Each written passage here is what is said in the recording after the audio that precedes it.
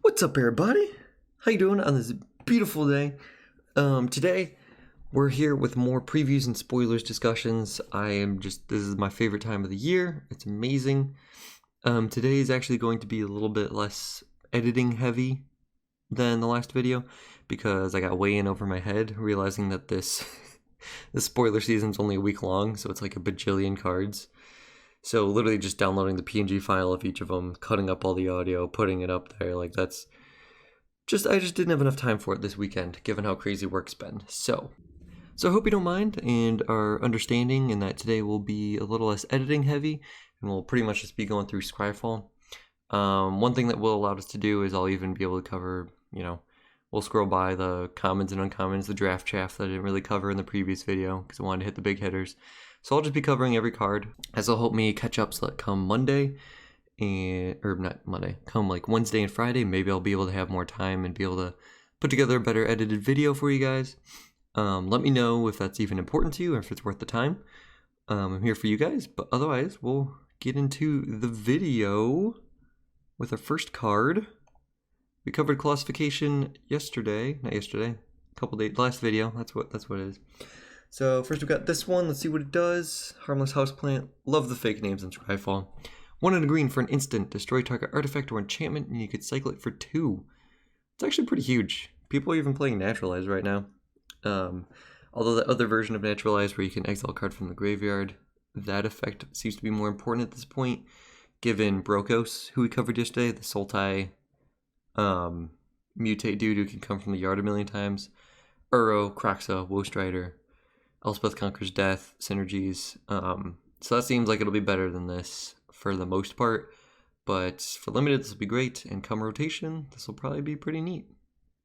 Although that card was printed in Theros, so yeah, don't think this will be played over that other card for now.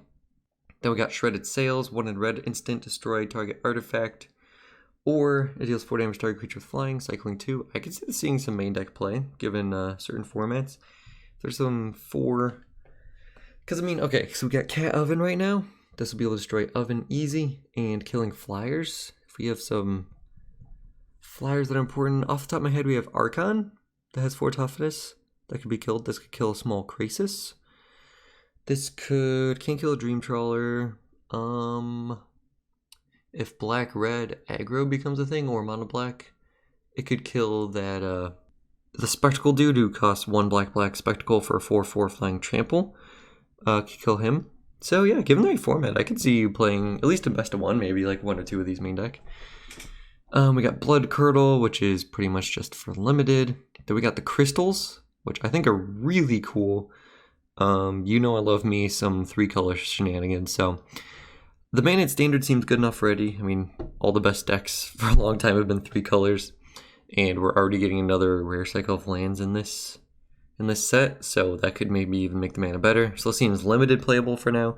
Maybe come rotation, these might be important if you want to be playing 3-color decks, but who knows. I'm pretty sure we'll have Zendikar by rotation, right? No, I think it's Core Set and then Zendikar. So come Zendikar, which will probably be super, land heavy and interesting. Probably won't even need these, but make no mistake, the cycling on these is really powerful. So definitely like them. Auspicious Starks, 4 in a green for a 6/6. Make that a little bigger for you guys. Elk Beast. Whenever this creature mutates, exile cards from the top of your library until you exile X permanent cards, where X is the number of times this creature has mutated. Put those permanent cards onto the battlefield, and he mutates for 5 in a green, so more expensive to mutate again. But this seems like a powerful effect. This is like a similar effect to, what is that, Aluna?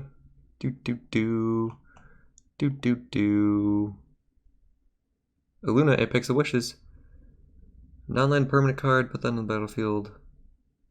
Oh, so this can hit, oh, that's where it's different. So this is just a permanent card. So this can hit lands. So that's where it's a little less, much less powerful than Aluna over here. Which makes sense, because it's a single color and it's an uncommon, and that was a 3-color mythic, so good balancing wizards. But this still seems like it could be pretty powerful to me. Even if you just play Aluna and then mutate this onto Aluna, even if you just hit a land, he'd trigger, you'd hit maybe a land, and then it triggers, and I don't know, you hit like a Nissa or something.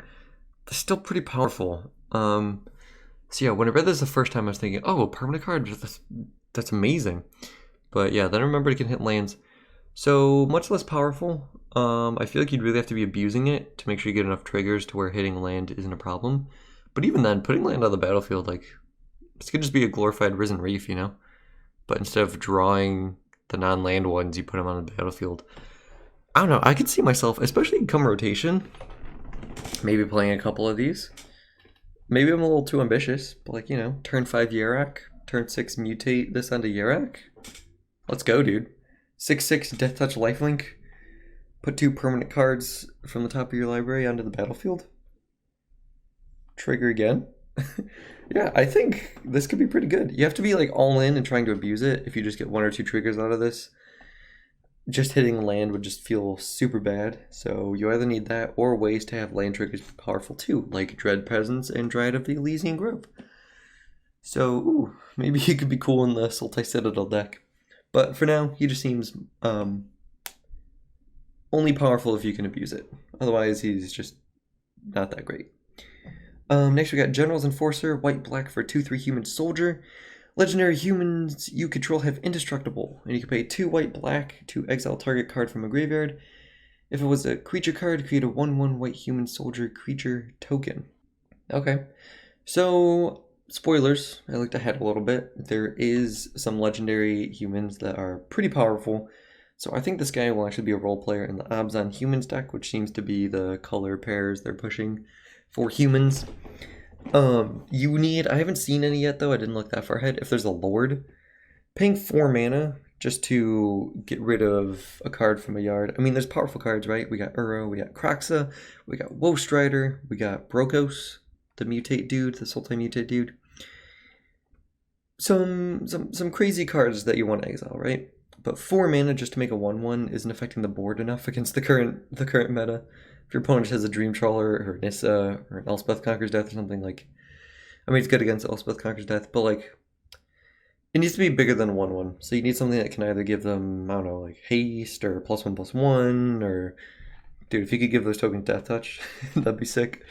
But yeah, pretty much this first clause seems super powerful given the one dude I know who's up here-ish, the row after this. And this needs a little more help to make it good. But all in all, for an uncommon, I think you could be a great role player in the humans deck. Seems good. Also, 2/3 bodies, not something to sneeze at, right? Even against mono red, you play this, they play Robber the Rich, and they look just silly over there. You could buy you some time. Because most of the red damage in this format is shock effects at this point. Except for like Lava Coil. But if they're Lava Coiling your 2-drop, you're happy with that. Next we got Archipelagor. That's probably the best shot I'll have at the pronunciation. 5 blue for 7/7 creature Leviathan. Love it. This art's sick. This art is sick. Whenever this creature mutates, tap up to X target creatures, where X is the number of times this creature is mutated. Those creatures don't untap during the controller's next untap step. And you mutate it for 5 and a blue. Seems bad to me. Even upgrading body. If you're doing 6 mana, a 7/7 body is only probably going to it's only gonna be probably like 2 or 3 power toughness up. So paying 6 mana to give a creature +3/+3 and tap their creature seems pretty bad to me. I guess if it already has been mutated a couple times, but at that point, you would probably need it to be on like this guy up here we're gonna talk about who makes more creature tokens. Because you need wide for tapping them down to be good enough to, or just have like, I don't know, a 20/20. But you need enough power and toughness to make it powerful enough to tap them down to Alpha Strike, right? Because it's temple play. But using all of your creatures to mutate on top of each other just to get 1 7/7 isn't really that good. You might be able to get 2 Alpha Swings in because they don't tap the next untap step, but seems limited playable to me, but not constructed. Next we got Death's Oasis. White, black, green for an enchantment. Whenever a non-token creature you control dies, put the top 2 cards of your library into your graveyard, then return a creature card with lesser converted mana cost than the creature that died from your graveyard to your hand. That's a word salad right there. Pay 1, sacrifice Death's Oasis. You gain life equals to the greatest converted mana cost among creatures you control. So, it fuels itself, so even if it's the first creature to die, there's a chance you can bring something back. This is in human colors. Like, I don't remember seeing a lot of mutate stuff in Abzan. There's that one dude I loved from yesterday. So he's pretty cool in the humans deck, it seems, because a lot of them synergy-based creature decks tend to have low power and toughness. Like the humans, most of the ones I've seen have had 1 or 2 power. So, I mean, what's his name? Nethroi, Apex of Death, is the one I'm talking about. Guess I'll zoom in there for you. So playing, I think the humans deck, what it'll look like from what I'm seeing, is a lot of low mana cost synergy pieces like the Enforcer and the other dude right here who's coming up. And then higher cost like Nethroi and Kogla. So if you can actually get a good ratio in there of stuff like that, I think that could be cool. Most of what the human payoffs and enablers I'm seeing are like 2 mana cost right now. So we would need to see a wider range of them for me to really get excited about this, because it has to be higher converted mana cost. But I mean, even just throwing something in there like the Moth would be pretty cool. If humans get a sack outlet that costs like 0 mana, oh dang. Dude, like, if you get like a human Woe Strider variant or something like that, I'd be totally down. But then you're just also hoping a 3 mana slot doesn't get super clogged with do nothing plays. But I think this could be super powerful. This last part here is like fine. If you're literally just trying to buy time till you can get to this guy, seems fair. Getting to 7 mana is pretty big deal. But if you get any humans that like ramp you, or try to think humans in standard that ramp you, I'll save that for the video. I'm planning to do at the end of the spoiler season just a video of all the decks and like top 10 cards I'm looking at and what I think the builds will look like for specific decks. And like the key cards for them. But yeah, I think this could be a big player. At least as like a 2 of in the humans deck, especially if you get more not even non-human payoffs, just high mana cost payoffs that interact with humans. This could be cool. This is a 5 mana fight effect, but target creature fights another target creature, so you can have 2 of your opponent's creatures fight each other, so it could be a 2 for 1. And it's an instant, which is pretty cool. So maybe like a very fringe standard play. That's very expensive. Great and limited though. Those effects are surprisingly effective. Just too expensive for standard. Next we got Trumpeting Gnar, 1 blue-green for 3/3 beast. Whenever this creature mutates, create a 3/3 green beast creature token. Mutates for 3 and then 2 hybrid blue or green, so 5 mana. This card is what I was waiting for. You heard me in that first video. I'm worried that mutate, you can't go tall and wide at the same time. So you're just setting yourself up for, oh wait, they thought of that. Thank you, Watsi Game Design. Trumpeting Gnar, dude. I love this card. I think it will be one of the most important, maybe unsung heroes in the format. I don't know. Maybe after rotation. If mutate's going to be good, this guy will be a player. Let me put it that way. Maybe mutate will have very little effect on standard. Who knows? But if there is a good mutate deck, because this guy slots into the Teamer version super easy, he slots into the Sultai version super easily. His mutate cost could fit in the Jeskai version. If that's your thing, seems kind of not great though. His mutate could fit in Abzan decks. That seems pretty decent. I don't know, man. But definitely Sultai and Teamer, obviously. So he just mitigates all the problems that happen with mutate. He's a cheap creature as well. Gosh. Yeah, he seems good.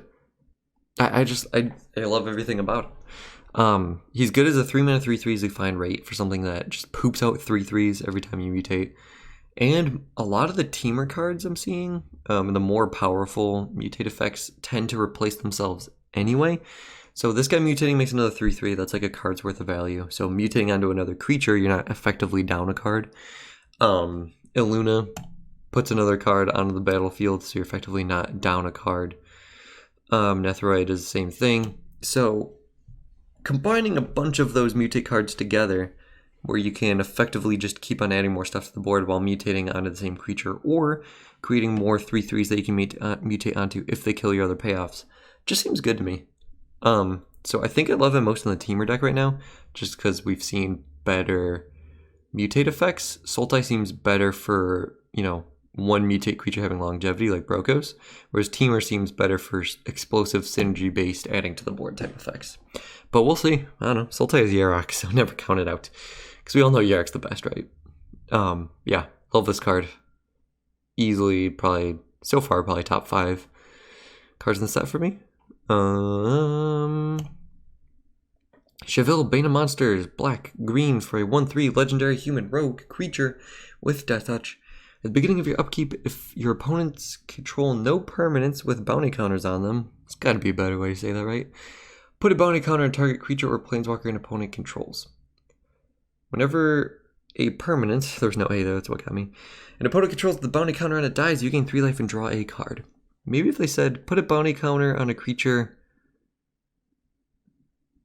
that target opponent, pick an opponent who doesn't have a bounty counter on a creature, put it on them. I don't know. There's gotta be. Anyway, this card I actually quite like. Death Touch seems great in a format where you're committing a ton of creatures onto the same body. Death Touch on a 2-mana creature seems great to be able to trade up to like a 6-mana play, or I don't know, brought back Uro or anything like that. Also, a creature with Death Touch that can be given indestructible, given the card we saw earlier, seems very good. Also, a card that can easily become a 2-for-1 if they wait too long to Alpha Swing, seems great. Because, you know, they don't want to swing in because you have a Death Toucher, then they get a board big enough to swing in, and by that point they have a bounty counter, so you block. You both lose 1 creature, but then you draw cards. 2-for-1. I don't like that you can only have 1 thing with the bounty counter on it. It's cool flavor-wise, don't get me wrong. Flavor is spot on. You should be a human pirate rogue, don't you think? Also fun note, if you want to go Junt humans, I guess. He's a rogue, so he could trigger Robber of the Rich. So will work off of the trigger of Robber of the Rich. So that's interesting. But yeah, just as like a indestructible Death Toucher, like those 2 cards together already seem really powerful to me. And from what I saw, I didn't look super close, but Abzan, well, A, is a color trio, color shard, I don't know, is a clan, there you go, that has really effective removal. So even if they're not swinging in, just killing their stuff with bounty counters on them seems really good. Like you play him turn 2, they play something, turn 3 you untap, put a bounty counter on them, and then just Murderous Rider their thing. You're effectively up 2 cards because Murderous Rider is also a creature, and then you just drew a card, and it mitigates the life loss. Dude, okay, yeah, that play right there already has me kind of sold on it. Yeah, that's pretty good. Edgewall Innkeeper is a human, right? So maybe you could even just sneak this guy into like the Golgari Adventures deck. If you want to go like tier 2 plays or something. But yeah, that right there already has me really interested in this guy. So yeah, I would absolutely play him in my humans deck. I think it's a good reason to go humans. Just that's a good one right there. I really wish it was on your end step so that you could get immediate value. Otherwise, if you play him and then they just kill him, you're kind of like, eh. But if it happens on your 2-mana play, that's fine. Like your 2-mana play not getting you a 2-for-1, if that's like your floor, I think you're doing fine. So yeah, definitely love this card. That thing, this is just a reanimate effect that gives them lifelink. The name though, learning social distancing. Gosh, Scryfall never changed, dude. Never changed. But that seems limited, playable. Glowstone Recluse, 2 and a green for a 2/3 spider with reach. Whenever this creature mutates, put 2 +1/+1 counters on it and mutate for 4. Okay, that's cool. It's like a cheap play, and something that's body grows as you mutate is pretty cool too. Yeah, maybe is like a sideboard card. It seems very limited playable for sure, but I mean you could even. So 4 mana, give a creature reach and put 2 counters on it is like, Yeah, I don't know. It doesn't sniff constructed to me, but definitely a really cool card. If like blue-white flyers gets even more traction or something, I could see myself playing this. Although, if you're playing against blue-white flyers or some sort of flash deck like that, they can just bounce all your mutate dudes with like one Brazen Borrower, and you're so behind tempo-wise that seems bad. So, yeah, not a fan of this card, I don't think. Definitely for limited, though. Next we got, ooh, that alternate art's sick. Love it.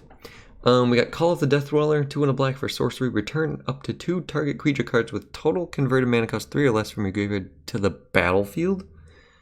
Put a Death Touch counter on either of them, then put a Menace counter on either of them. Oh my gosh. Seems pretty good to me. Right?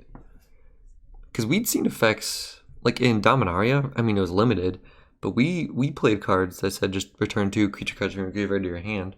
And granted, this is a huge restriction to it, but it has a lot of play to it. And giving one of them Death Touch and one of a Menace, even giving the same one, Death Touch and Menace is a good combo. So even if you just get back one creature, that's cool. Because, you know, it's an obvious 2 for 1 if they want to block it to kill it. Yeah, with the right creatures, I think this could be really good. If humans, you need a good 1-drop. If there's a good 1-drop, this will be good. So even in mono black aggro, like Knight of the Ebon Legion, yeah, get back Knight of the Ebon Legion, and gosh, what 2-drops does that deck play? I don't know. Double Gutter Bones.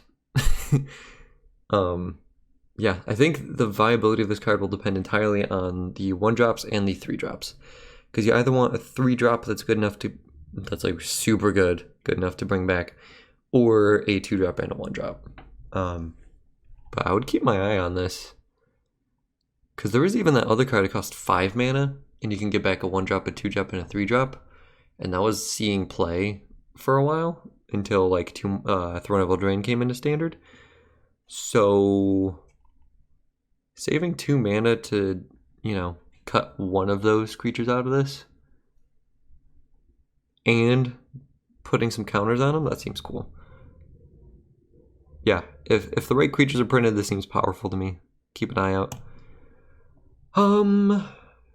Knock blocked, sure. Instant, target creature, blah blah blah. It seems like draft to me. Limited. Proud Wild Bonder, 2, and then 2 hybrid red or green. So 4 mana human warrior creature with power and toughness 4 and 3. Trample. Creatures you control trample have, you may have this creature sign its combat damage as though it weren't blocked. Oh no. Oh no. The 3 toughness makes me worried. Scorching Dragonfire is a card that sees a lot of play.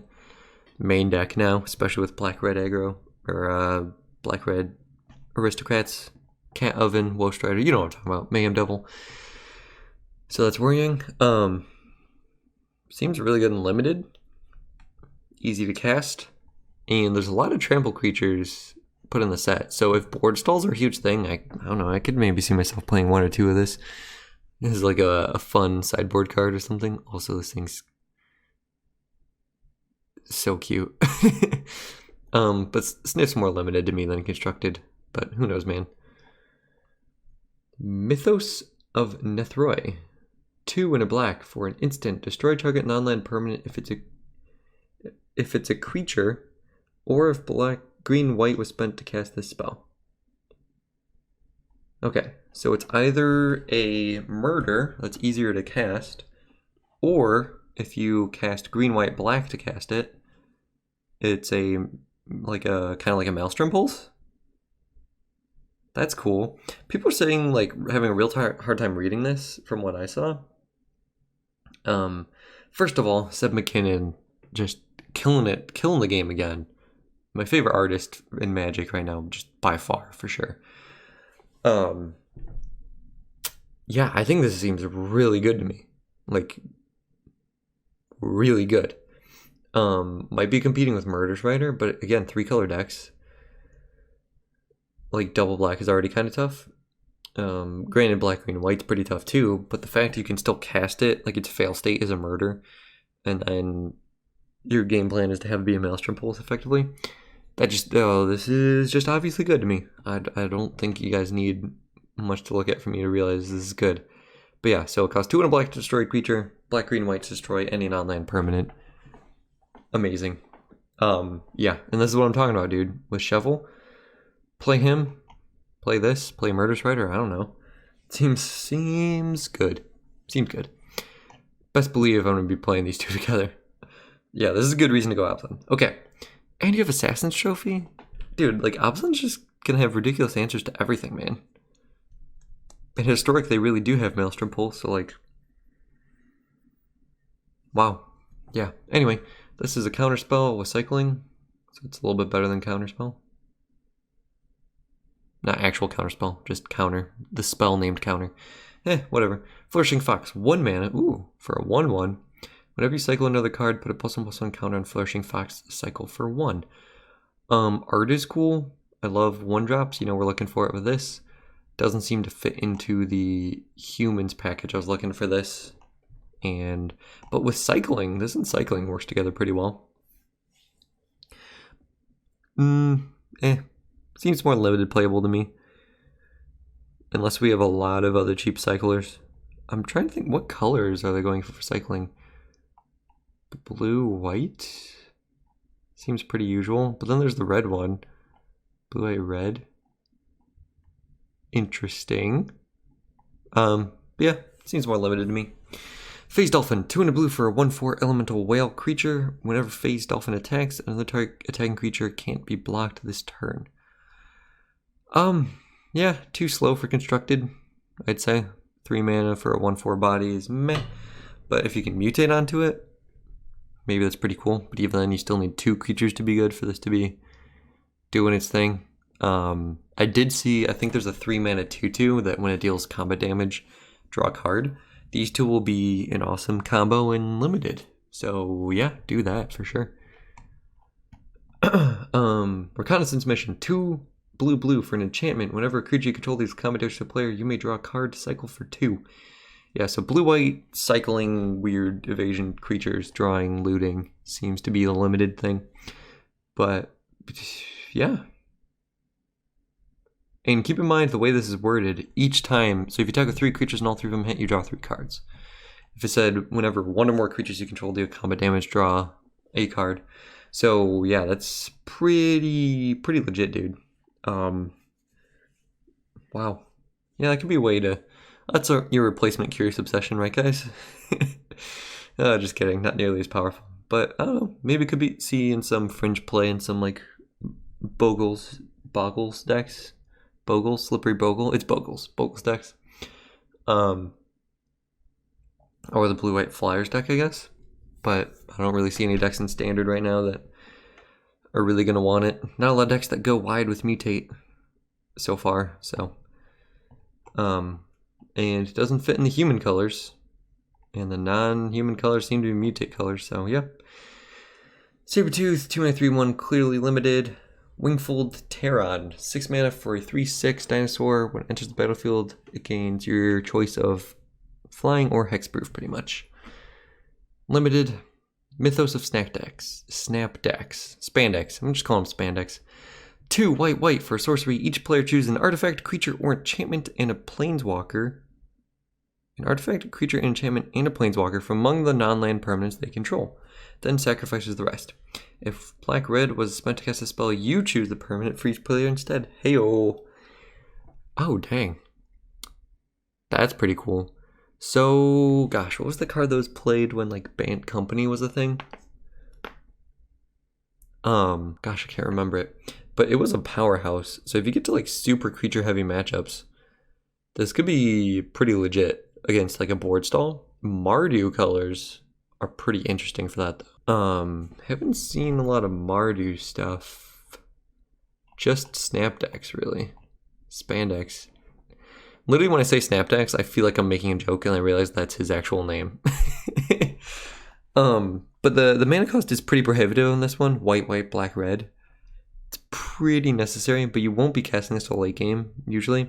But I mean, yeah, if they just make like a token, like if they have this dude and they just poop out a 3/3, and then they went, you know, full Voltron and assembled some really awesome dude, having this extra effect makes a huge difference. I was gonna say Fires of Invention could use this, but then it doesn't get this part of the clause. But, you know, that's a deck that usually only has 1 or 2 creatures out, so maybe they would, in certain metas, they might prefer playing this over Shatter the Sky or something like that. But yeah, most of the time people only have like 1 Planeswalker right now. Sometimes they'll have 2 out. Maybe against like blue-white when they have Narset and a Teferi or something. But yeah, with the current mana, I wouldn't expect this to be super easy to cast. So you have to have, I don't think there's enough reason to go Mardu. But this effect is definitely powerful enough that it will see sideboard play, I would think. This looks like limited to me. Yeah, 5 mana, pump a creature. Limited. Channel Force, 2 blue red for an instant. As an additional cost to cast this spell, discard X cards. Okay. Target player draws X cards. It deals X damage to up to 1 target creature or planeswalker. Okay, so you just get to loot as many cards as you want and kill something? Seems cool in Fires. It's like a discount Red Cavalier. Yeah, I'd play this in Fires. Get rid of all your lands and stuff. Yeah, maybe like a 1 or 2 of. Maybe Is It Flash could pick up some of this. It seems interesting, but if it gets countered, you just lose. Like you just discard your whole hand and just. So you can't play this into open mana, which seems bad. Temur Reclamation, I could see maybe running 1 or 2 of this. As like a discount expansion explosion. Because I see that deck draw like 6 cards, and then it's just like all lands and 1 Uro. So, yeah, I would see myself playing 1 or 2 of this in Temur Rec maybe. Or Is It Flash? Just if there's like Mystical Dispute hitting this, it would just feel so bad. It can't go face, which is a bummer, but being able to hit Planeswalkers I think makes it good enough. So yeah, I think Fringe playable. Draenith Magistrate, 1 and a white for a human wizard. 1/3. Your opponent can't cast spells from anywhere other than their hands. Okay, so they're at least taking the graveyard stuff seriously. So this will get rid of all their Woe Striders, Croxes, Uros, and stuff like that. Pretty easy to kill though, but yeah, seems fine as like a sideboard card. Elspeth Conquers Death still gets stuff out of the yard, so that's kind of important to note. You can still cast stuff. So if you're Abzan and you can just go like Belukranos, I guess, from your yard, that still works. A rare though, anywhere other than their hands. Okay, hold up though. This can now hit. Okay, so this could be good against Temur Clover. Oh my gosh! Wait, hold on. This card could be really good. Adventure creatures can't get cast from the adventure zone. Escape to the Wilds. Those 5 cards you exile can't be cast. Oh man. Okay, yeah. Oh yeah. This could be a really good sideboard card against things like Temur Clover or really graveyard heavy decks like Sultai decks that lean really heavy on Cavalier of Thorns. Stuff like that. Mono red won't be able to cast stuff off of Light Up the Stage. Hello? Or the 4 mana Chandra. Stuff like that. Oh my goodness, dude. Okay, yeah. This card seems good to me now. Good sideboard card. Yeah, it just messes up adventures. Especially like post-rotation. I could see this dude, because like the main decks post-rotation to me, it would seem would be like mutate decks and adventure decks. And then human decks, I guess, depending on the mana. So, yeah. Okay, yeah, when you think about it a little more, anywhere other than their hands. Dang, and there's a lot of effects like that. Theater of Horrors is a card that doesn't see much play, but if it did... Oh gosh, where else? I think there's some other ones too. Yeah, it's like a mini Teferi effect, where it just has a lot more effects than you expect. So yeah, good card. Definitely put it in your sideboard, depending on the meta. Boon of the Wishgiver, 4 green, sorcery, draw 4 cards, cycle for 1. Wow, I would love to have this in limited. Seems good in the cycling deck. Doesn't seem good enough for standard for me. You can draw that many cards just by playing an Uro or something. So, Fiend Artisan, mythic, 2 mana card. Let's go. Hybrid, green-black, 2 of them, so cost 2 mana for a 1/1 creature nightmare. It gets +1/+1 for each creature card in your graveyard. Oh baby, I'm already sold. X and then a hybrid green or black. Sacrifice another creature. Search your library for a creature card with converted mana cost X or less. Put it onto the battlefield, then shuffle your library. Only do it sorcery speed. Oh, no. That's it. Oh, don't do that. Dude, all my birthing pod stuff, just limited to sorcery speed, I'm not a fan of that. I mean, it'd be way too powerful. So first things first, sorcery speed, barf. Sacrifice another creature so he can't sack himself. Guess that makes sense. But I mean, heck, dude, in a lot of my games, this dude would just be like a 2-mana 9/9. Straight up. Works well with escape creatures because they just go straight into yard. Escape creatures do cannibalize your yard eventually, so think about that. But he pumps himself when he searches up other creatures. There's a lot of fetch effects right now, where you can just search for a creature with converted mana cost extra less. Like, there's gotta be some sort of, unless they're really careful about it, some sort of like weird combo you can assemble, I'm sure, with this. Like, I love toolbox effects. So my three favorite things are Flicker decks, Graveyard Synergy decks, and Toolbox decks. Seasons Past was one of my favorite cards and decks. You could Dark Petition for your Seasons Past, play Seasons Past, get back your Dark Petition, fetch up Seasons Past. But this guy, wow. I think he's good. Easy to cast. He'll start out as a small body, but whatever. You could just wait to cast him if that's really concerning you. And just being able to fetch up any creature, like just picturing him in like a Yarok deck or something, you could just put him in like Temur Elementals. He only costs green. Or you could put him in Sultai or my Mirror March deck. Hey-oh. And it doesn't have to be non-token, so you can just make some tokens, then turn them all into more powerful creatures. Dude, if you have something that, okay, I guess it would cost more mana, but I was gonna say if you have something to untap him, you could just fetch up multiple things. But then if you're fetching a creature just to untap him, that seems bad. But yeah, he could fit in like a Prime Speaker Vannifar deck as just, oh my gosh, yeah. You sack your 1-drop, you get him, and then if they kill either Vannifar or him, you still have a Birthing Pod type effect. His is more powerful, mind you. Wow. Wow, this is one of my favorite cards in the set now. Dude, this set has a lot of stuff that just speaks to me. Oh, what would you want to fetch up? Like I said, if there's a Ravenous Chupacabra effect, I'm sold. Spark Double is an interesting one to be able to fetch up. You could even just fetch up an escape card to get another card in your yard to pump him, and just have something that can board wipe. You could fetch up the Moth. Dude, are you serious right now? Okay, you go Abzan or just green-white or black-white.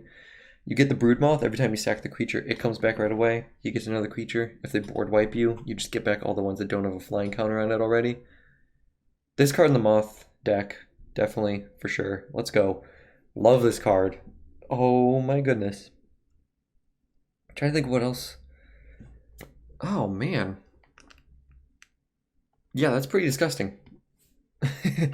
Pretty disgusting. I'll think of more of him for him later on another video, but just keep, like, this guy's good. I will definitely use my Mythic Wild cards on him. And he's just a 2-mana threat in the late game. I'm sorry, I'm not done. Imagine sacking like a creature card, like, okay, I need to compose myself. Sack a creature, fetch up Cavalier Thorns, right? You probably just put like 3-4 more creatures in your yard. You just have like a 2-mana like 10/10, 2-mana 7/7 with upside that can just toolbox whatever creatures you need. Mire Triton also fuels him. Yeah, they have a lot of mill effects. So him with Death's Oasis. Like, let's go, dude. Taking the cards out of the yard, like, minuses his power and toughness, sure. But you're looking for more powerful effects than just +1/+1 for having a creature in your yard. But yeah, that could be a thing. Because then you're fetching higher mana cost creatures, and then you just sack them to search for a lower mana cost one, and then get one from your yard or your hand, get to play them. That can be mana efficient. Yeah. I am all about this card. Let's go, dude. Also, Nightmare. A lot of nightmares, dude. Nightmare Tribal could be a thing. Okay, I'll stop. He's lovely. Cavern Whisperer, 4 and a black for a 4/4 Nightmare. Menace. Whenever this creature mutates, each opponent discards a card. Mutate for 4. Limited. Insatiable Hemophage. Chemo means blood. Phage of the blood. Whatever. 3 and black for a 3/3 Nightmare with Death Touch. Hello. Whenever this creature mutates, you drain your opponent for how many times it mutated.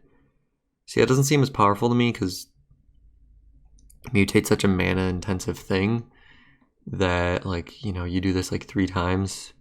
That's like 10 mana to drain your opponent for what? 1 + 2 + 3 is 6 life. I think the cheapest mutate cost I've seen is 3. So we're assuming best case scenario here is 9 mana to drain them for 6. You can do better. Limited. Chittering Harvester, 5 and black for 4. I mean, 2 of these on top of each other though. Now we're talking. 5 and black for a 4/6 Nightmare, mutate for 5. Whenever this creature mutates, each opponent sacrifices a creature. Seems like a very good uncommon card to look for in limited. That's a powerful effect right there. Wow. Fertilid. 2. Oh, wait. I've seen this card before. 2 and a green for 0/0.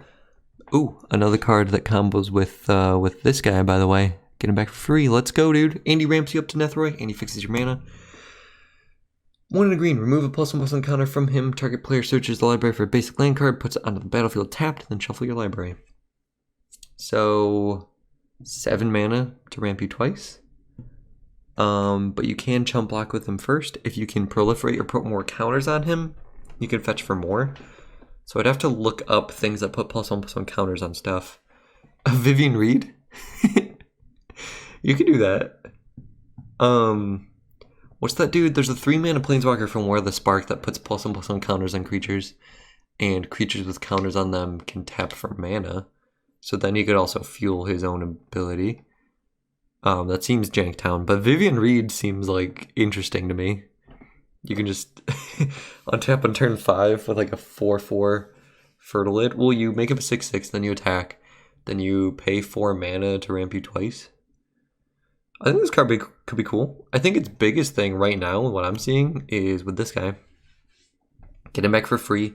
He fixes your mana, ramps you to that 7 mana. Play him turn 3, turn 4, you double ramp.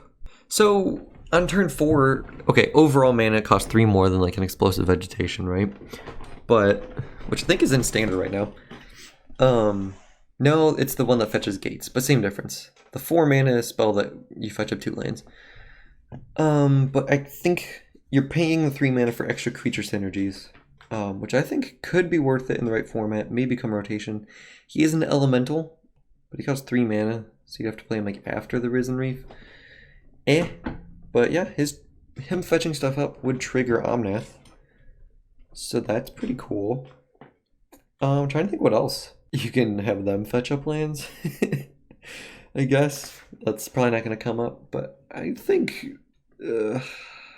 he seems too slow for standard right now. You can cheat mana so easy. Maybe rotation. Maybe.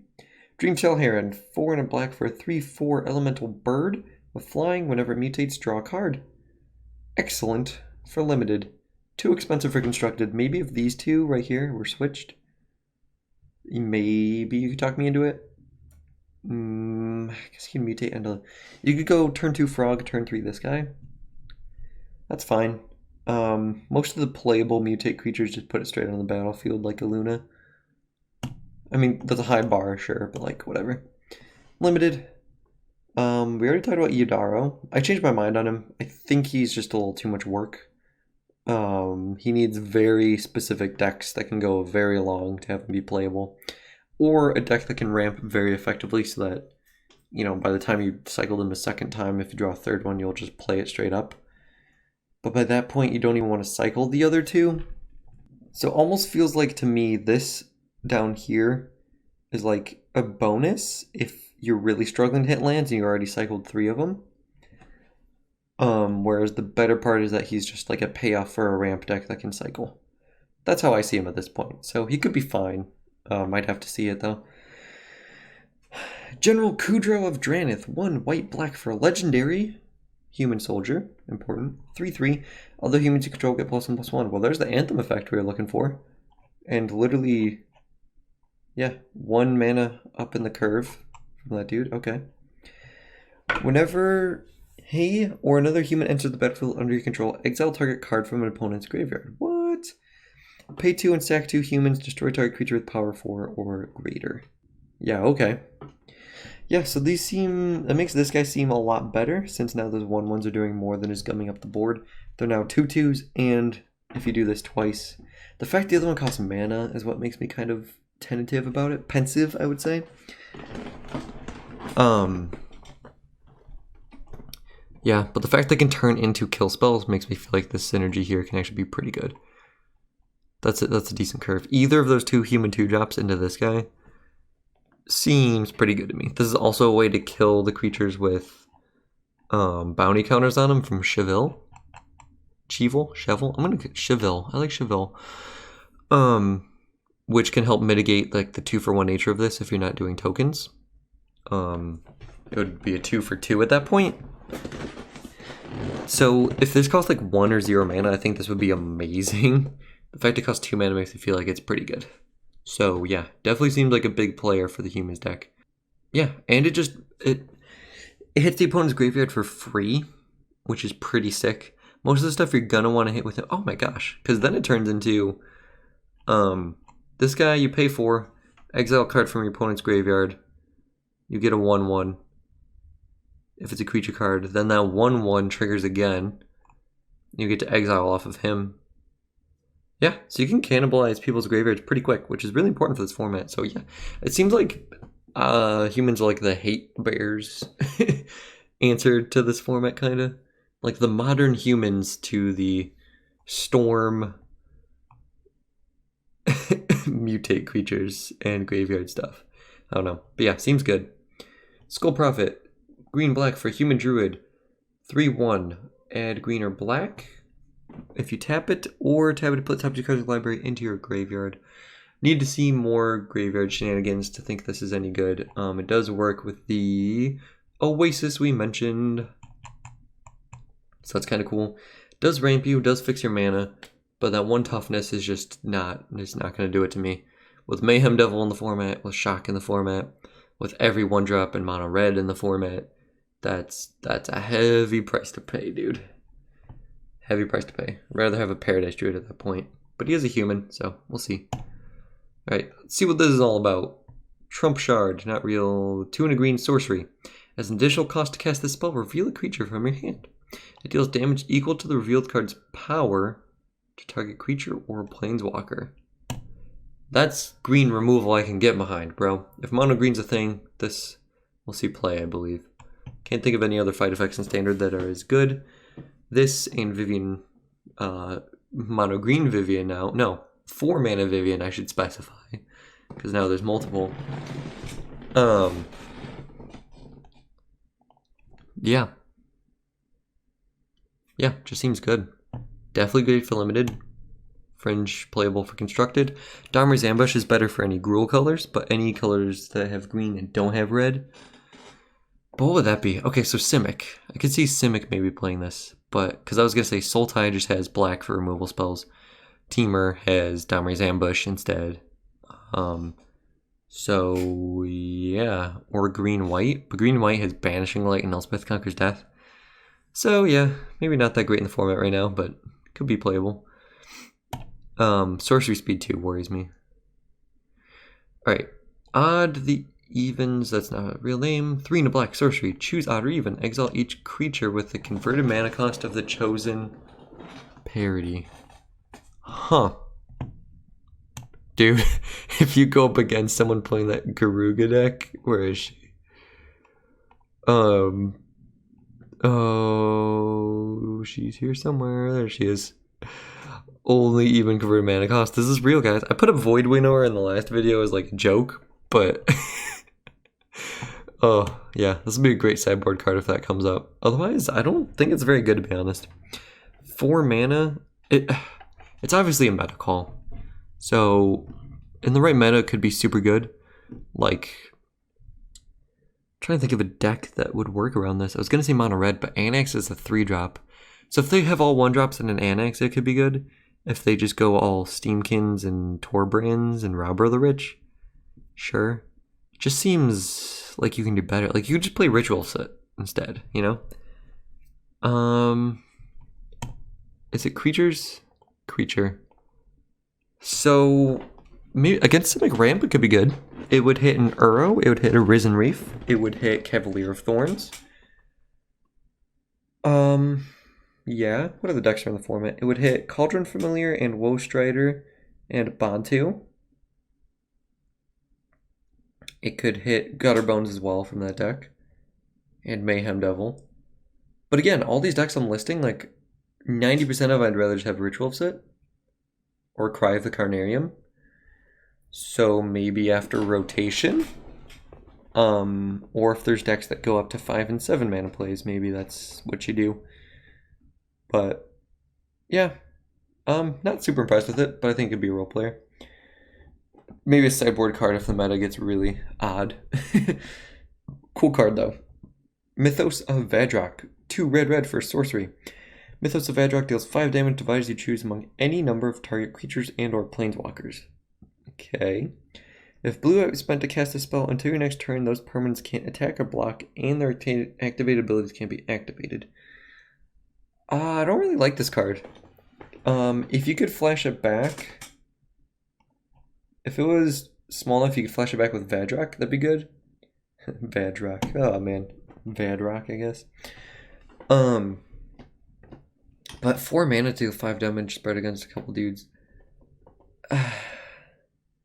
Maybe. I mean, there were decks seeing play with Pyro Helix, Chandra's Pyro Helix, which is 2 mana to deal 1 to 2 things, but that's a 2 mana 2 for 1. This is like a 4 mana 2 for 1, sometimes 3 for 1 probably. And it's at the mana cost where you could already, like you could play Storm's Wrath, right? So if you're looking for like a sweeper, Storm's Wrath. So really you're banking on the Jeskai colors for this, and if the mana base can support it, maybe that'd be pretty good. It'd be a good way to alpha in. So Jeskai Tempo would be playing this, but I don't know if the mana base or the cards can support Jeskai Tempo.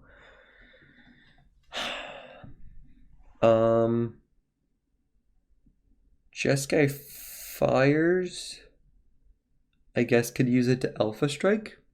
And the important thing is, you know, you hit their planeswalkers, they don't get to activate for that turn. Sure, that's pretty good. But that's still not like a card's worth of value, I guess. I mean, you're keeping them from adding a card's worth of value, but it's not going to get you back into the game effectively. I don't know, this seems kind of underwhelming to me. Let me know what you guys think, because I really... Yeah, I don't know. I'm trying to think of situations where this would be good, where other cards of similar converted mana cost wouldn't be good. So if you're the aggressor, it's better than Storm's Wrath. But you need specifically the Jeskai colors, so it's very limited in that regard.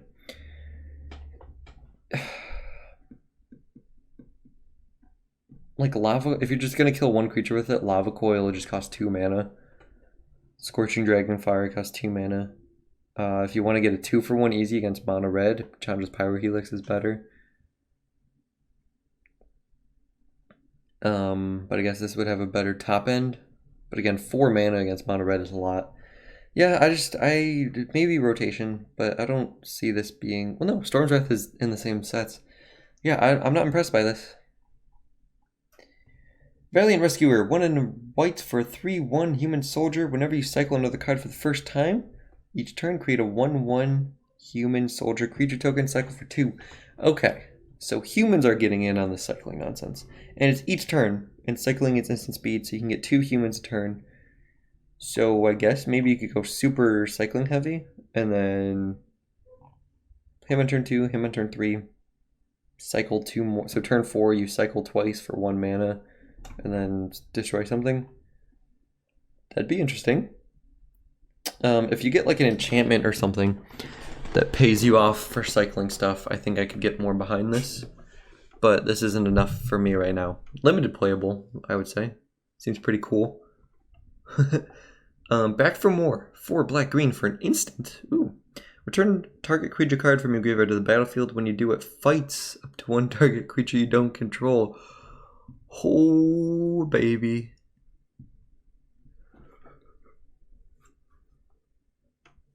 Huh. I don't think I see myself playing this when Find Finality is in the format. Because if I really want just removal effects tied onto that stuff, I would just be playing Murderous Rider, you know? Or if there's any Ravenous Chupacabra effects, the new bat, Dirge Bat, I think he's called, also kind of has that capacity to it. Where you could get a... Well, no, that doesn't... Yeah. Where Find Finality would be better for it than this. So right now I think Find Finality is better. But this definitely is cool. It seems like a huge swing in Limited. For Constructed, it's probably just a little too expensive. But I mean, even if you just grab like an Uro with this, worst case scenario, you grab an Uro, you get to fight, it's a 6/6, you can fight almost anything down. That's like the biggest mutate creatures we've seen so far, 6/6. And then you don't even care that it dies, you get to draw the card off of it. It was gonna die anyway. I could see myself seeing some fringe play for this, especially after rotation. And granted, I'm more greedy than most people, but yeah. The instant speed, like, this is such a huge blowout on combat, dude. Like, you have an empty board and they attack with 3 creatures, and you just, I don't know, bring back nethroi. You fight one of their dudes, you gain 5 life, you block another one, you gain 5 life again. And maybe he dies, right? But you just gained 10 life, and they're down to 1 creature. And I mean, granted, that's like a best case scenario probably, right? But like, I don't know, or you get Luminous Broodmoth. And then if you could have any creature fight, I think this would be actually quite good, but it has to be the same creature. But yeah, I could see myself playing a couple of these. But again, for what you're doing, I'd rather find finality, more flexibility, and cheaper. And the cards in the format tend to lend themselves more to being played from your hand rather than fighting from the yard, in terms of removal. But I like it. I like cards like that. Big Boy Force Crusher. I really wish that was the real name. 2 red, red, green for a creature dinosaur beast, 6/6 with trample. Whenever one or more creatures you control with trample deal combat damage to a player, create an XX green dinosaur beast creature token with trample, where X is the damage dealt to them. So there's a trample synergy here, right? You have him and then the other dude who says you can deal damage as though they didn't have any blockers. So that dude turned 4 into this guy turned 5, attack, make a 4/4, deal 4. I don't know, or trade him off. This guy seems pretty powerful. 5 mana 6/6 that makes tokens. He's like a nice like one-man army type dude. If you are a commander player, I did see someone posting a comment on this. It does trigger for each player. So let's say there's 3 other players who attack each one. Each of your dudes deal 2 damage. You would make 3 2/2s, 1 for each creature. Yeah, to a player. Damage those creatures dealt to that player. I believe. I'm like 90% sure. Yeah, I'm behind this guy. Granted, he seems better in a format where the more powerful a format gets, the more you need things to do effects as soon as they enter. But we have a lot of trample dudes. We have that 3 mana 4/4 trample. We have Questing Beast doesn't have trample. Vivian Reed gives all your creatures trample though. Not Vivian, the other Vivian. 4 mana Vivian. That's a really cool synergy. The mana's kind of tough and Gruul in the moment, so don't know if you want to be playing a double red and a triple green spell on curve. But again, the lands, when they come, we'll know. But I actually like this guy. Play him against the right decks. Otherwise, he'll just get hit by Elspeth Conquers Death. But too slow. But when the format slows down and you can invest in creatures, which it might happen with Mutate, I think he's pretty good. Even if they block with a 3/3 and you make another 3/3, that's... And your creature token is trample. So they just make each other better. I love it. I love that card. Dire Tactics. White, black, for an instant, exile target creature. You have my attention. If you don't control a human, you lose life equal to that creature's tolerance. Are you kidding me? One thing to note, this guy, bounty counters, they have to die, so you can't get a trigger off of it for that, which is sad. But 2 mana removal spell that exiles is amazing. I just, like, a human 1-drop is all I want, and I will just feel so good for this.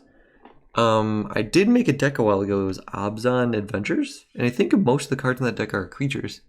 So maybe even just throwing it into, or most of the cards in the deck are humans. Almost all of them are creatures, duh. Even just throwing it into that deck. But 2-mana exile a creature, use life equal to its toughness. My gosh, dude. So yeah, without the human, it's kind of tough. I mean, killing an Annex, taking 3 is fine. With an exile effect, like, that's a big deal. But if you're killing, like, trying to kill a Dream Trawler or an Uro or a Croxa or something, 6 damage is a lot. So you need a ton of life gain to offset that, which some decks are actually capable of. But yeah, this seems disgusting to me. And again, like I said, good reason to go Abzan. The removal in Abzan is disgusting. Assassin's Trophy, this one we saw down here. Mythos of Nethroi. Whew. And Dire Tactics. That's removal suite I want in my deck. Let's go, dude. Voracious Great Shark. 3 blue for a 5/4 shark with flash. Cool. When it enters the battlefield, counter target artifact or creature spell. Dope. This card's sick. I think it's actually pretty good. Flash is good right now already. Well, at least against all the decks I play. It has a bigger body than a lot of the flash creatures, except Nightpack Ambusher, obviously. It's a little bit more limited in its countering abilities. It can't counter any spell or whatever, but dude, like, your opponent taps out for like a Crisis. Excuse me. And you just play this. You're so far ahead. 5/4 is a huge body. Yeah, I think Flash is just getting a lot of great toys, and I think he will be an excellent role player in that deck. Probably a good sideboard card. Like, could you imagine bringing this in against, like, if you're like Simic or Sultai or something, or Teamer? Ooh, yeah, if you're Teamer and you're up against blue-white and they're trying to play like a Dream Trawler or something, let's go, dude. Pretty narrow, and they have Teferis, so it's actually a bad plan, I think. But worst case scenario is you play a 5-mana 5/4. You can trade with the Dream Trawler if you're attacking. Like, yeah, that's fine. I think it's pretty good. Not gonna see play everywhere, but like, dude, tempo's gonna be really important in a mutate format. So I think this card's good. I think he's good, and I'm gonna hate playing against him because he ruins everything I love. All right, Migration Path. 3 and a green for sorcery. Search your library for up to 2 basic land cards. Put them on a battlefield tap, then shuffle your library. Cycle for 2. Good mana fixing for limited and the cycling deck. For constructed, mana bases seem to be decent enough on their own already. Come rotation, maybe. Basic land cards, you can't even search for gates, so I would want to search, go gate style if it were me. Because then you can actually fix your mana better. But I don't know, maybe play 1 or 2 of these in the humans deck if you want to make sure you're ramping up to nethroi over here. But that just seems bad to me. The cycling's cool. Like I said, I want something that pays you off for cycling. There's plenty of cycling cards, but I want something like a Drake Haven, making a 2-mana 2/2 or a 2/2 flyer for 1 mana. It's pretty sick. So I'll need to see more stuff like that, but I think it's a cool card that might see some fringe play and decks with greedy mana bases. Who knows, man? Because then you could cycle it if you don't need it, or if you're a ramp deck. And you drew it in the late game. It's pretty cool. Luminous Broodmouth, we already saw. Love it. Favorite card in the set so far. Went over those guys. Gem Razor. Went over him. Okay. We saw his alternate art, you remember. 2 and a green for an instant. Exile up to 3 target enchantments. Cycle for 2. Okay. That's pretty dope after a Theros set. And it's really good against gods. I think this will be a great sideboard card. You could hit like a Fires and something else. Fires Invention doesn't play a ton of enchantments. But yeah, definitely seems like a cool sideboard card against certain meta decks. Dude, if the Incarnation decks ever take off, this would be really good. You could hit, well, I guess, yeah, sideboarded games for Fires. You could hit Elspeth Conquers Death and Fires Invention. Seems pretty cool. And it has cycling. Yeah, I definitely see myself playing this as my sideboard. We already saw him. We saw Cloud Piercer. This art right here, these are all really cool, by the way. Already saw that. Yeah, that's Yadaro. Dude, Gem Razor art is sick on this one. Yep, that's Nethroi. Did we see this guy? Whoa, we didn't. Obosh with the leggies. I love it. 3 and then hybrid red black for 3/5 horror, Hellion Horror, legendary creature.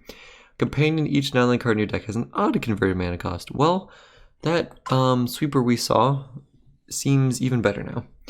If a source you control with an odd converted mana cost would deal damage, it deals double the damage instead. So he's effectively a 6/5 for 5 mana. Okay, that you start within your hand. So shock deals 4 damage. Stomp. So you can play the giant that has stomp, but stomp itself wouldn't deal extra damage. But the giant would be effectively an 8/3. So yeah, that's pretty powerful. What are the red 1-drops? This, I think, maybe you could argue that you should play this instead of Torbran in the... Oh no! Cavalcade of Calamity. The thing that triggers every time you attack with a creature with power 1 or less and deals 1 damage to your opponent isn't even, so never mind. That's bad. But let's see, you got Cauldron Familiar, you got Witch's Oven, you got Woe Strider, you got Mayhem Devil, you got Bantu, you got 3 mana Chandra, you have Shocks, Claim the Firstborn. I think that deck might be able to exist with all odd cards. Yeah. You'd lose Kroxa, but that's fine. What else? You'd lose Priest of the Forgotten Gods. You could still play Gutterbones. You can't play Dreadhorde Butcher. Granted, all those cards seem, a lot of those are sideboard cards, like Dreadhorde Butcher. So you could have those in your sideboard anyway. I could see myself trying to play this in that deck. Maybe in like a Teamer deck or a Mardu deck. Okay. Wait, no, he costs 4. Dang it. I don't think he's really that amazing unless you have the companion effect, obviously, because if you don't have a lot of odd cards, then he just is a 5 mana 3/5, 6/5, I guess. So but yeah, I would definitely try him off the top of my head. The Rakdos Sacrifice deck seems like it could work with him. So that's interesting. Dude, your Mayhem Devil dealing 2 damage in every ping, and your cat dealing 2 damage. That seems disgusting. The tokens from 3 mana Chandra won't deal 2 damage each, but she's a playable card you could play, you know, bringing back your shocks and stuff. Riel the Everwise. White, 1 blue-red for a 0/3 human wizard legendary creature.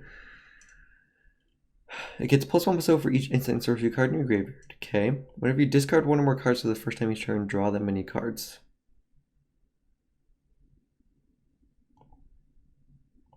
So there's a combo here between this and Channeled Force. So you can play this at the beginning of a turn and discard, 3 cards, and then you draw 6. Because you draw 3 from this. And they curve into each other. So I guess that's where that goes. So blue-red spells / Jeskai spells is starting to come together here. I mean, dude, you can even just mutate Vadrock onto this thing. That's pretty sick. Yeah, I'm down with that. Oh man, works with cycling too, if that's a thing. What other loot effects do we have in standard? Whenever you discard 1 or more cards. And then the discarding cards helps you fuel this, so. Yeah, I mean, I discard down to hand size a lot, so. I guess then I get to draw more from that. That'd be interesting. Does that work like that? I don't know. Already $14, wow. I guess it's a good commander card too. Sweet, and it's a human. Shark Typhoon. Love it already. 5 and a blue for an enchantment. Whenever you cast a non-creature spell, create an XX blue shark creature token with flying, where X is that spell's converted mana cost. Then you could cycle it for X 1 blue. And when you cycle it, create an XX blue shark creature token with flying. So first of all, flying sharks are sick. Sharknado is a magic card, everybody. We did it. Let's all go home. Nice work.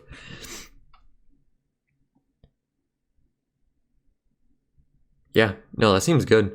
Seems like a good top end for Jeskai. It's a little do nothing, and it can get hit by a lot of stuff. Aliandrazi is the one who revealed this. That's perfect. Flying shark tokens are all I need to love a card. So let's be real. I guess if you draw it in the early game and you only, you're not hitting land drops, you could cycle it for 4 and make a 2/2 flying. Would you play a spell that said 4 mana, make a 2/2 flyer, shark, draw a card? I mean, this is the crisis argument all over again, right? It scales better, so not each individual step in the cycling is why you play it. Yeah, if you can get this to stick around, that seems really good.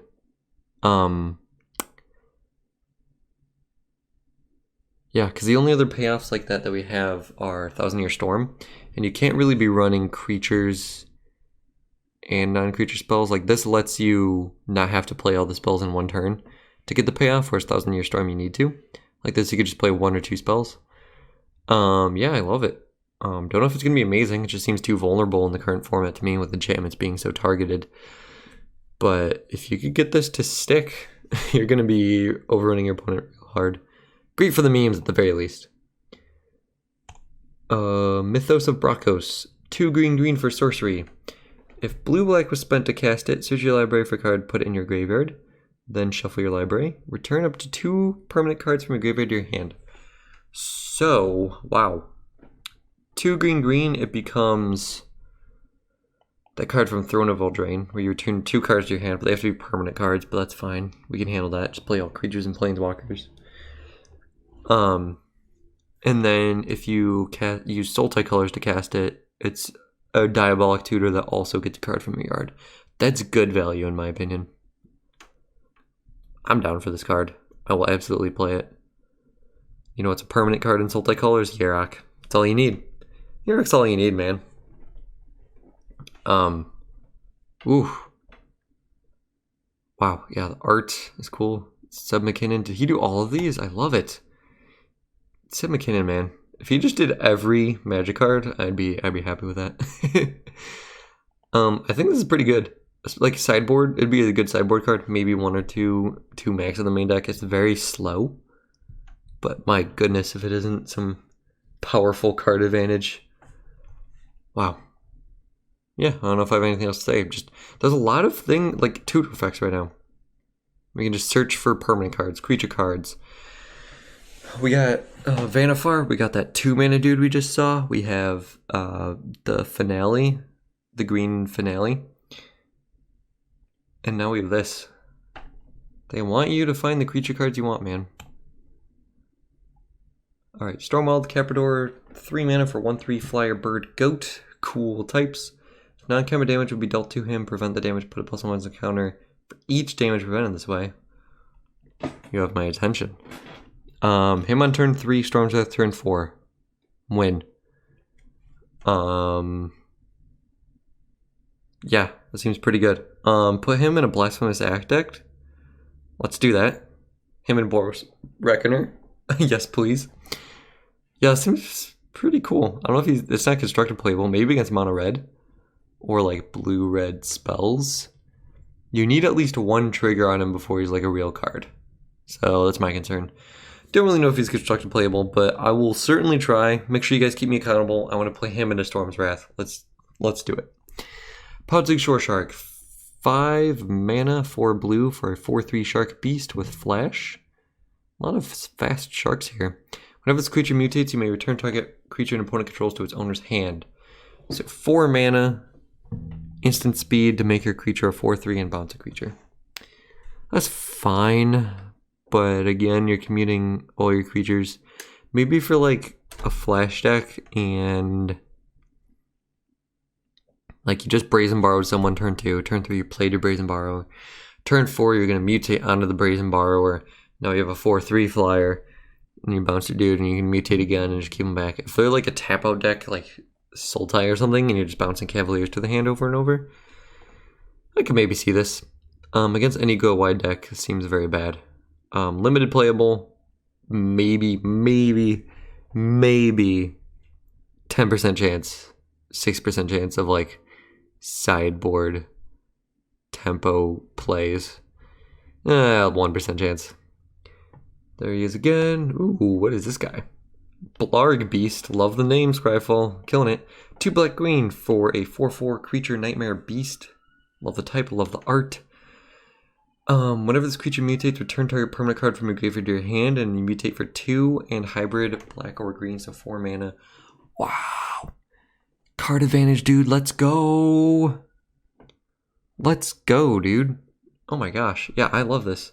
The uncommon mutate creatures seem really good. It's either uncommon or mythic. The rare ones are pretty meh. Like, these are all really good. Oh my gosh, dude. You could play Luna and him in a Sultai deck. You could put him and Nethroi in the same deck. Ooh, Nethroi getting him back. Ooh. Dang, dude. I think this card's good. You can upgrade the power and toughness of a creature on the battlefield, one of your weaker ones, to get back a creature card. Or just play him as a 4/4 and then mutate onto him later. I like that the most, I think. Yeah, I like playing him and then mutating onto him with like a Luna or something. Or black, white, green if you're Obzon. With snap decks you could mutate. Maybe I'm getting a little too greedy on those, but... Or if you're Sultai, you just play that 3 mana 3/3 we had earlier. Mutate onto him, get back some card you traded off earlier. Or if you're in the humans deck, I feel like you're going to be trading off that Death Touch a lot. Yeah. I like him. I think he's going to be a good value card. Maybe it's like a 2 of. I don't know if you want too many of him in like the early game.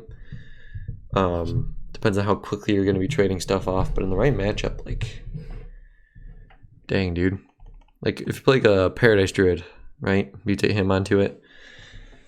And then you're just like, well, that's bad. I don't know. I was just thinking fast plays against mono red. You play a, I don't know, 1 mana, 1/1 Death Touch. And then a Paradise Druid. And then you mutate this, get back your 1/1 Death Touch. There you go. I think it's pretty decent. A little slow. Depends on how quickly you're trading off your permanent cards. Or if you can loot. I guess if you're cycling, that'd be pretty sick. But yeah, late game value seems really good to me.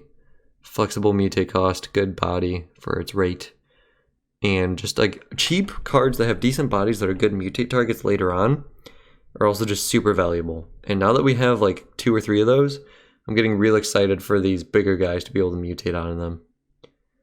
So that's what I'm looking for, really. Or like, him with Bracco seems really good.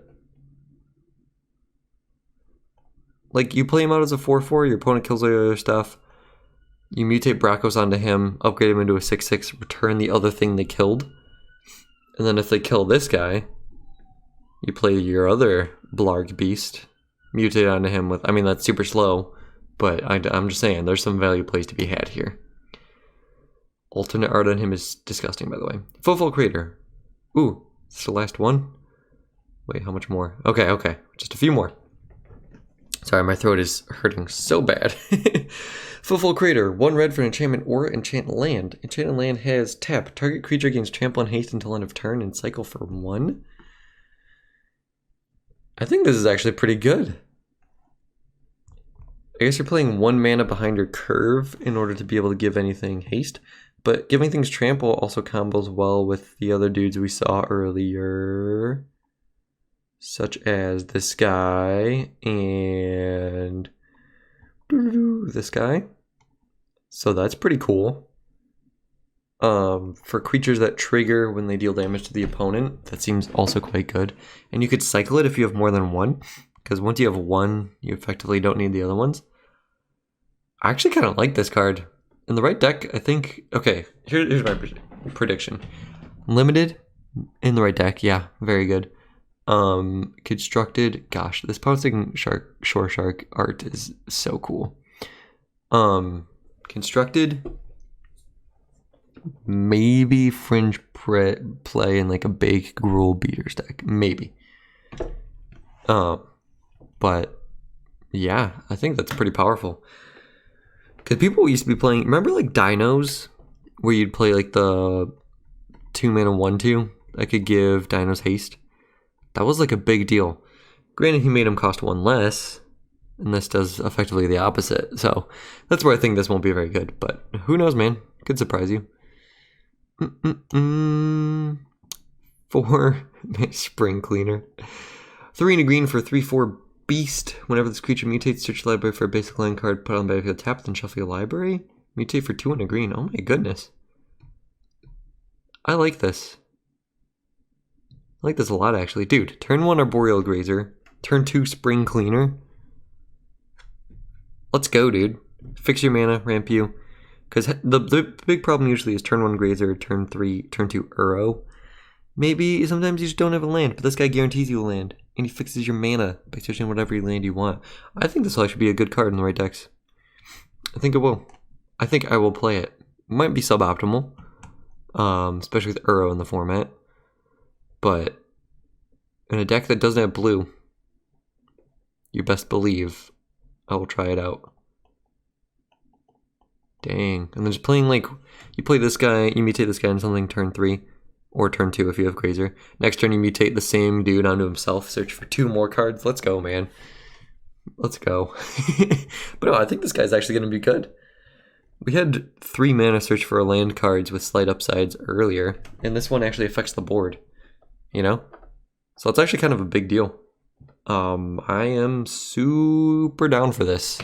I think this is good.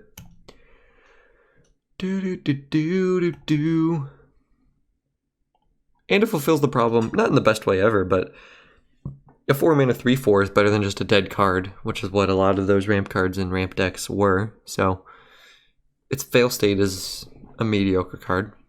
You know, that's a thing. If you don't have any creatures out, you're kind of sad, but whatever. Whatever, man. I do like your ability to have a more creature-centric deck that still is able to ramp without having to play stuff like Growth Spiral or Explosive Vegetation and stuff. Works well with the mutate mechanic. What's cracking? Oh man, you guys are great. 1 and a green for an enchantment. Whenever you draw a card, put a foreshadow counter on What's Cracking. Remove 8 counters from What's Cracking, create an 8/8 creature token. Cycle it for 2. Well, I guess this is the cycling payoff I was looking for, right? Okay, so you start with 53 cards on the play. Turn 2, you draw down to 52. Right? You play this. So max, you can make 8 or 6 Kraken tokens from this. I mean, that's if like you're ducking yourself. Could be maybe an interesting win con and like alternate win con and like team or rec. But your enchantments are already being targeted. So if they're playing like targeted removal of enchantments, then maybe you could play this as an alternative win con. Otherwise, if they have something that can hit all enchantments, like that one we saw that exiles up to 3 enchantments, then this isn't good. But it dodges Elspeth Conquers Death, which I think is really important for a win condition. And I mean, dude, you just play this. Next turn you play an Uro. And then by the time you untap, you already have like 3 counters on it. I think this could be pretty good. An 8/8 is nothing to sneeze at, man. And drawing cards is easy, especially in a cycling deck. If you draw multiples, So at most it'll make 6, probably like 3 or 4 though. Because decking is a thing. I guess if you can shuffle your deck back in. And keep in mind, you can just, if you tap out, if you get like a Nyx Plumage on the battlefield or something and you draw like 20 cards off of like a Revelation, Finale of Revelation or whatever, the blue one, you can just make 2 Krakens. You don't have to make like 1 each turn. And you can make them on their end step, so they effectively haste. I like this card. I will definitely brew on this card for you guys. I think it'll actually be pretty decent as like a sideboard win con or something in like super long games. Baby Teferi can bounce it. That kind of sucks. And it gets wrecked by Narset, which is already a problem for that deck. So from that perspective, may be kind of rough. But I don't know, if you're like a teamer mutate deck or like tap out deck, and you just throw one of these down turn 2 as just like another axis they have to like beat you on, that could be interesting. But in the end, it's the same axis because you're still just making creatures. Or even worse, Teferi just bounces the Kraken. I don't know. I'm kind of getting more down on it. I'm talking myself out of it. Against like a Gruul Stompy deck, if you're like a Team of Wreck or like blue-red drawing cards deck, or like a Sultai draw cards deck, maybe. I think it could be fringe playable in Standard. 8/8s, man. 8/8s end the game quick.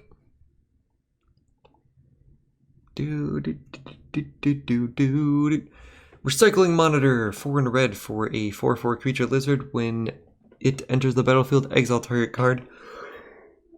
Sorry. With a cycling ability from your graveyard. Until the end of your next turn, you may play that card. Pay 2 to cycle it. Not standard playable, limited playable. Cycling effects are cheap on these latest cards. I like. So it effectively just draws you back one of those cards. I love it. Doesn't let you cast it for free. 5 mana, 4/4 body. Not standard. Thieving Otter, 2 and a blue for a 2/2 Otter. We have 2 Otters, man. Whenever it deals damage to an opponent, draw a card. Great for limited. Maybe if you can get like mono blue tempo going, I could see that. Like, you know, turn 2, Brazen Borrower their dude. Turn 3, play an Otter. Turn 4, into the Royal. I don't know, blink of an eye. That's Dominaria. We don't have one of those. Unsummon attack. I don't know, man. Or I guess if you go Bant instead of green and white with like the enchantments deck. But you'd rather just have like a Citizen champion or something. Limited playable to me, not constructed. Bastion of Remembrance. When Bastion of Remembrance enters the battlefield, make a 1/1 human soldier creature token. Oh, it costs 2 and a black, by the way. Whenever a creature you control dies, each opponent loses 1 life and you gain 1 life. Oh. Okay. First of all, a creature. Doesn't have to be a non-token creature. That's important. Makes you one of the bodies. So like Cruel Celebrant has a Cruel Celebrant effect, but you're paying 1 more to make it not a creature. Seems worthwhile to me. I mean, you're losing 1 toughness, whatever. Turn 2, Cruel Celebrant. Turn 3, this. Turn 4, any sort of token generating thing. Turn 5, Prophet. And then you can just get them all back with nethroi. This won't come back, but whatever. Huh. Woe Strider is now a thing. This combos well with Cauldron Familiar. This works well with decent with Mayhem Devil. Maybe this could be like a sideboard card in Rakdos Sacrifice against mono red. For being honest. Yeah, for each cat trigger, you know, gaining 2 life and draining for 2. That seems good. This card seems really good to me. Especially if the humans are like that one general we saw, where he sacks 2 humans to kill an opposing creature. That then turns into drain your opponent for 2, kill their creature. Oh my gosh. Huh.